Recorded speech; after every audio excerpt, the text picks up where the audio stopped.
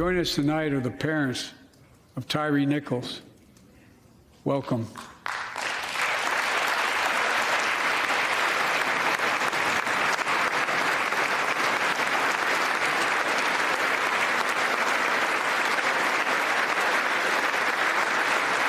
We had to bury Tyre last week.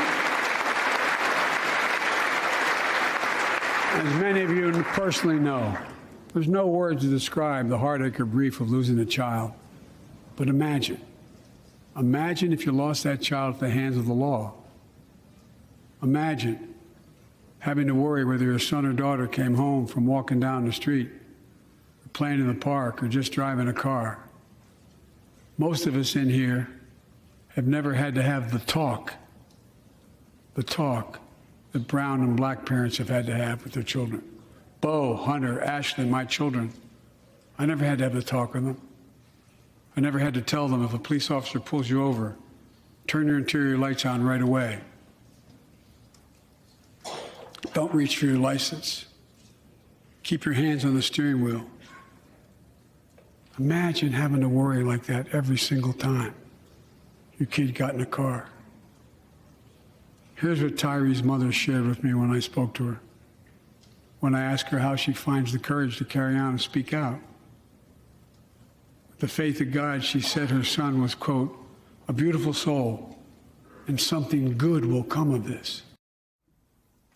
Joining us now is Nevada Congressman Stephen Horsford. He is chair of the Congressional Black Caucus, who invited Tyre Nichols' parents as guests tonight, as well as siblings and parents, family members of a number of other people who have been killed in police violence. Congressman Horsford, I really appreciate you taking time to be with us tonight. Thank you, sir.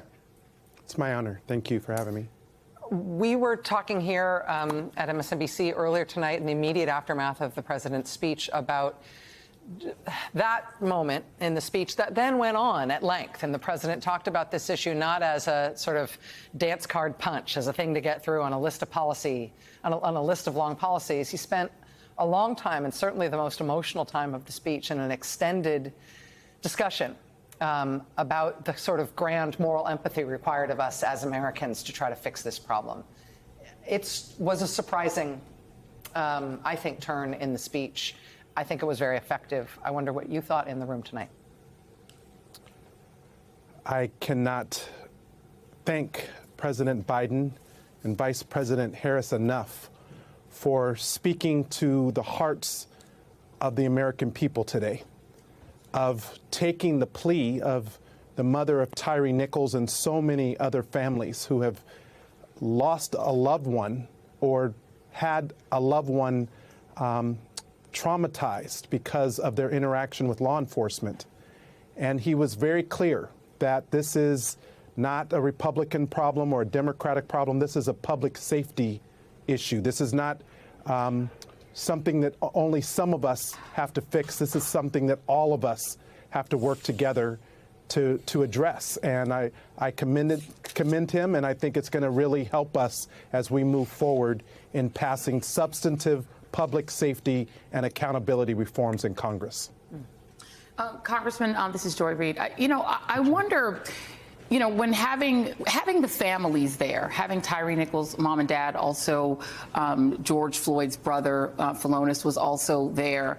What kind of conversations are CBC members having with the families about how realistic the timeline is for actually passing police reform, given the makeup of the House of Representatives, given the raucousness of the right-wing caucus that controls that body? Are you all having conversations with them about the likelihood that this will not be immediate and that it will be very difficult to pass this kind of legislation this year? Well, you're right, Joy. Look, we're going to keep working to pass George Floyd justice and policing for as long as it takes.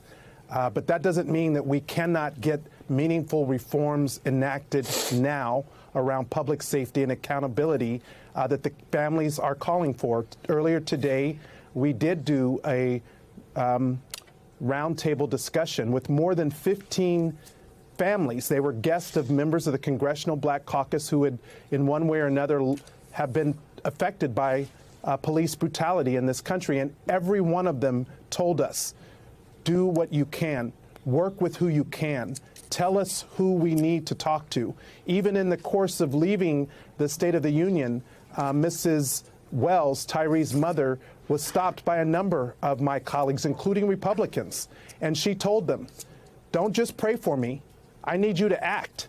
And the Congressional Black Caucus is leading this effort. We've already reached out to the civil rights organizations, to faith-based leaders, to executives in corporate America. It's going to take all of us, as I said, because this is not a black or brown or white issue. This is a public safety and accountability issue, and all of us can do something. As the president said today, we can do big things. We did it on gun safety. We did it on infrastructure. We did it on bringing American jobs back in manufacturing. Clearly, we can do it to keep our communities safe from violence, particularly police-related violence. Congressman, I think it's fair to say that the president's remarks tonight live in their own sort of status here. But part of the reason that we are having this discussion tonight about this part of the president's speech, and part of the reason that this is going to be remembered as part of the State of the Union, and this will have ongoing policy resonance, is because the organizing work that you and the Congressional Black Caucus did to get those family members there. You changed the conversation around this entire speech and this address with that organizing effort. I have a feeling you knew that might be the impact if this worked successfully. It was a remarkable act of politics in its own right. It wasn't so much about politics. Yes, it took some strategic thinking and execution, but I'll tell you this. The president called. I talked to him earlier last week. The vice president called. They immediately took us up on our request to have a meeting to discuss how the president could use this moment of the State of the Union to really center this issue of public safety and accountability in a way that has never been done before. And I commend him for that. But make no mistake, this is not for politics, because there are lives on the line. And every day, black people and brown people fear for their children when they leave our homes, whether it's going to a park or being stopped in a traffic stop. But at no point should someone lose their life as a result. And so we're asking the same thing that everyone else is asking, for our communities to be safe.